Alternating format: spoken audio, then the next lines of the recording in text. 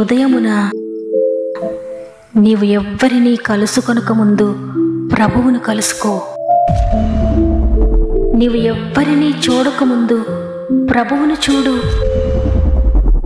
నీవు ఎవ్వరితో మాట్లాడకముందు ప్రభువుతో మాట్లాడు. నీవు దేనిని వెదకకముందు ఆయన రాజ్యమును నీతిని వెదకు.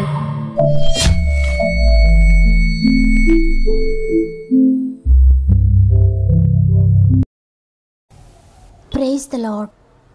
మరి ఒక నూతన ఉదయాన గాడ్ ఫస్ట్ అనే వాగ్దాన కార్యక్రమానికి మిమ్మల్ని అందరినీ మరి ఒకసారి ప్రేమతో ఆహ్వానిస్తూ ప్రభు నామంలో మీ అందరికీ నా యొక్క శుభాలు తెలియజేస్తున్నాను.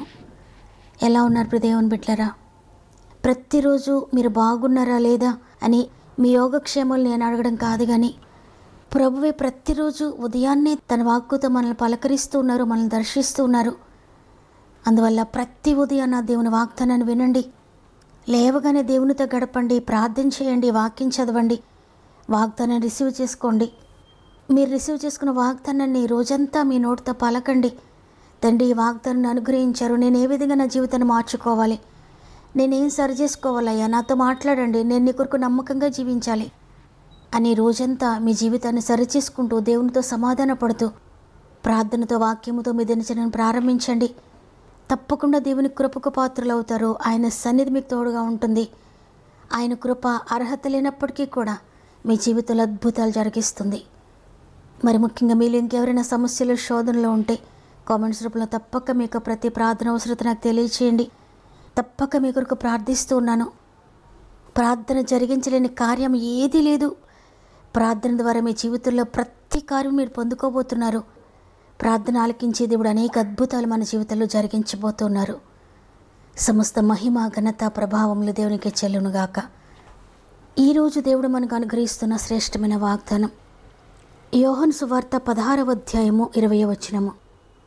మీరు దుఃఖింతురు గాని మీ దుఃఖము సంతోషమగునని మీతో నిశ్చయముగా చెప్పుచున్నాను. ఆమేన్. ఈరోజు ఈ వాగ్దానాన్ని వింటున్న ప్రియ దేవుని బిడ్డలారా, మీ దుఃఖాన్ని సంతోషంగా మార్చే ప్రభు ఈరోజు మీతో మాట్లాడుతున్నారు. భయంకరమైన దుఃఖంలో ఉన్నారా? ఎవరు తీయలేని బాధ మీ హృదయంలో ఉందా? మీ గుండె బరువుతో ఏం చేయాలో తోచని పరిస్థితిలో ఉన్నారా? అవును, మీరు దుఃఖిస్తారు, కానీ ఆయన మార్గంలో నడవడానికి ప్రయాసపడుతూ దేవుని కొరకు నమ్మకంగా జీవిస్తున్న మీ జీవితంలో దేవుడు జోక్యం చేసుకోబోతున్నాడు. ఆయన మీ దుఃఖాన్ని సంతోషంగా మారుస్తాడు. అంటే మీ జీవితంలో ఏ శ్రమ ఉందో, ఏ దుఃఖకరమైన పరిస్థితి ఉందో, దుఃఖానికి కారణమైన ఆ శోధన, సమస్య, మీ వేదనకు కారణమైన ఆ భయంకరమైన ఇష్యూని ఆయన టోటల్గా మార్చివేయబోతున్నాడు. ఆయన టర్న్ చేయబోతున్నాడు. ఏ విధంగా అంటే, దేనిని గురించి మీరు ఏడుస్తున్నారో దానిని బట్టి మీరు సంతోషించే విధంగా దేవుడు అద్భుతం చేయబోతున్నాడు మీ జీవితంలో.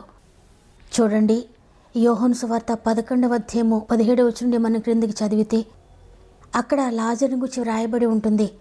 లాజరు చనిపోతాడు. చనిపోయి 4 రోజులు అవుతుంది. లాజరుని గురించి మార్తా మరియలు భయంకరంగా ఏడుస్తూ ఉంటారు. 4 దినాల నుండి అక్కడ ఏడుపే ఉంది. అక్కడ ప్రలాపిస్తూ ఉన్నారు, ఏడుస్తూ ఉన్నారు.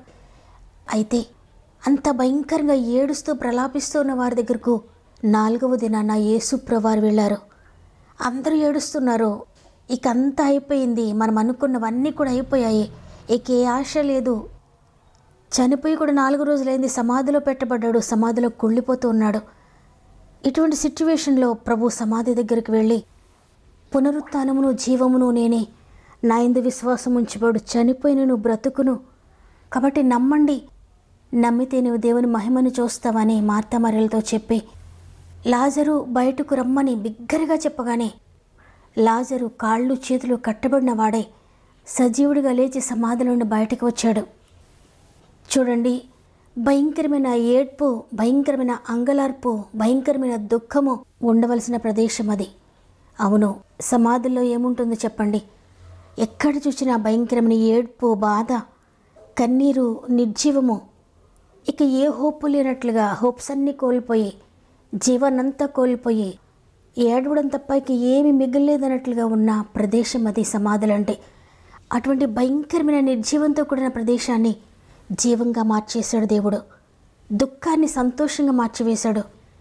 ఒకసారి ఆలోచించండి, సమాధుల నుండి బయటకు వచ్చే వారందరి ముఖాలు ఏ విధంగా ఉంటాయంటే ఏడుస్తూ ఉంటాయి, ముఖమంతా కమిలిపోయి ఉంటుంది, కన్నీరు కారుతూ ఉంటుంది, ఎవరి ముఖం చూసినా దిగులుతోనే ఉంటుంది, ఎవరి ముఖాన్ని చూసినా నిరాశ నిస్పృహతోటే ఉంటుంది. అయితే లాజరు సమాధి దగ్గర నుండి బయటకు వచ్చిన మనుషులను చూస్తే వారి నోటి నిండా నవ్వుంది, వారి కళ్ళు ఆనందంతో నిండి ఉన్నాయి, కళ్ళ నుండి కన్నీరు కారడం లేదు, నవ్వుతూ మాట్లాడుకుంటూ బయటకు వస్తున్నారు, సంతోషంగా పాటలు పాడుకుంటూ బయటకు వస్తున్నారు, దేవుని స్తుతిస్తూ బయటకు వస్తున్నారు. అవును, దేవుడు గనుక పూనుకుంటే దుఃఖాన్ని సంతోషంగా మార్చగలడు. దేవుడు మార్చాలనుకుంటే ఏడుపును ఆనంద బాష్పాలుగా మార్చగలడు. దేవుడు మార్చాలనుకుంటే దిగులును చింతను ఆనందంగా మార్చివేయగలడు. కన్నీటిని నాట్యంగా మార్చివేయగలడు ఆయన. ఈరోజు ఈ మాటలు వింటున్న ప్రియ దేవుని బిడ్డలారా, ఈ ఉదయాన కన్నీరుతో ఉన్నారా? భయంకరమైన బాధతో ఉన్నారా? నిర్జీవంగా ఉన్నారా? ఏడుస్తూ ఉన్నారా? బాధపడుతూ ఉన్నారా? ఏ పరిస్థితిలో మీరున్నా, ఎటువంటి దుఃఖంలో మీరున్నా, నిర్జీవమైన పరిస్థితుల్లో మీరు నలిగిపోతూ ఉన్నా, జీవాన్ని కోల్పోయిన స్థితిలో మీరున్నా, మీ కుటుంబాన్ని గురించి ఏడుస్తూ మీరున్నారేమో, మీ భర్తని గురించి ఏడుస్తూ ఉన్నారేమో, మీ భార్యని గురించి ఏడుస్తూ ఉన్నారేమో, మీ బిడ్డల గురించి ఏడుస్తూ ఉన్నారేమో, కుటుంబంలో రక్షణ లేక భయంకరమైన పాపంతో వ్యసనాలతో నిండిపోయిన పరిస్థితుల్లో ఏడుస్తూ ఉన్నారేమో కుటుంబ రక్షణ కొరకు, లేక వ్యాధితో మంచంపై ఉన్న వారి కొరకు ఏడుస్తూ ఉన్నారేమో, భయంకరమైన ఆర్థిక బంధకాల గురించి ఏడుస్తూ ఉన్నారేమో. మీరు ఏ పరిస్థితిలో ఉండి ఏడుస్తూ ఉన్నా, ఏ నిర్జీవ స్థితిలో ఉండి ఏడుస్తూ ఉన్నా, మీ దుఃఖానికి కారణం ఏదైనప్పటికీ కూడా ఆ కారణాన్ని మార్చడానికి నా ప్రభువుకు శక్తి ఉంది. ఆ కారణం ద్వారా నువ్వు ఎంత దుఃఖాన్ని అనుభవిస్తున్నావో దానిని రెట్టింపుగా సంతోషంగా మార్చివేయగలడు ఆయన. ఈరోజు దేవుడు నీకు అదే వాగ్దానం చేస్తున్నారు. మీ యొక్క శ్రమలను బట్టి, మీ కష్టాలను బట్టి, మీ వ్యాధులను బట్టి, మీ రోగాలను బట్టి, మీ ఆర్థిక బంధకాలను బట్టి, మీ యొక్క పాపాన్ని బట్టి, వ్యసనాన్ని బట్టి మీరు దుఃఖిస్తారు. నిజమే, ఎవ్వరూ తీయలేని దుఃఖం మీ హృదయంలో ఉంటుంది, మీ కుటుంబంలో ఉంటుంది. అయినప్పటికీ కూడా మీ దుఃఖాన్ని సంతోషంగా మారుస్తాను నేను. కొంతకాలం దుఃఖిస్తారో, అయితే నాపై ఆధారపడి మీ జీవితంలో ఆ దుఃఖం సంతోషంగా మార్చివేయబడుతుంది.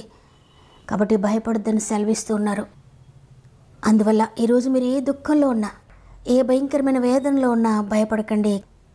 సమాధిలో ఉండే పరిస్థితులను నీ కుటుంబంలో ఉన్నా, సమాధిని ఉజ్జీవకూటంగా మార్చి శక్తి కలిగిన ప్రభు దుఃఖంతో నీ కుటుంబాన్ని కూడా ఉజ్జీవ కేంద్రంగా మార్చివేయగలడు. కాబట్టి ఏ పరిస్థితిని బట్టి భయపడొద్దు. దేవా, దుఃఖాన్ని సంతోషంగా మారుస్తానన్నావు. ఈరోజు వాగ్దానం చేశారు తండ్రి. నా దుఃఖానికి, నా శ్రమలకు, నా ఆర్థిక బంధకాలకు, నా రోగానికి, నా కుటుంబంలోని పరిస్థితులన్నిటికీ కూడా నా అతిక్రమాలే కారణమయ్యా, నా వ్యసనాలే కారణమయ్యా, నా పాపమే కారణమయ్యా. నేను ఒప్పుకుంటున్నాను తండ్రి, నన్ను క్షమించి నరకప్రాయంగా ఉన్న నా కుటుంబాన్ని పరలోకంగా మార్చివేయగల శక్తి కలిగిన దేవా, నీకు సాధ్యమైంది లేదయ్యా. నా జీవితాన్ని మార్చండి, నా కుటుంబాన్ని మార్చండి. ఇదిగో పూర్తిగా నీ చేతులకు నేను అప్పగించుకుంటున్నాను. పూర్తిగా నా కుటుంబాన్ని చేతులకు అప్పగించుకుంటున్నాను. నా దుఃఖానికి కారణమైన ప్రతి సమస్య నీ చేతులకు అప్పగించుకుంటున్నానయ్యని ఈ ఉదయాన్ని ప్రభువుకు అప్పగించుకుందామా? మీరు ఏ పరిస్థితిలో ఉన్న ప్రభువుకు అప్పగించుకోండి. మీరు ఏ స్థితిలో ఉన్న దేవునికి అప్పగించుకోండి. కన్నీటితో, దుఃఖంతో నిండిపోయిన మీ జీవితాన్ని దేవునికి సమర్పించుకోండి. అది ఎంత క్రిటికల్ కండిషన్ అయినా మార్చివేయగలడు నా ప్రభు. అది ఎంత దుఃఖకరమైనదైనా మార్చివేయగలడు నా ప్రభు. అది ఎంత భయంకరమైనదైనా మార్చివేయగలడు నా ప్రభు.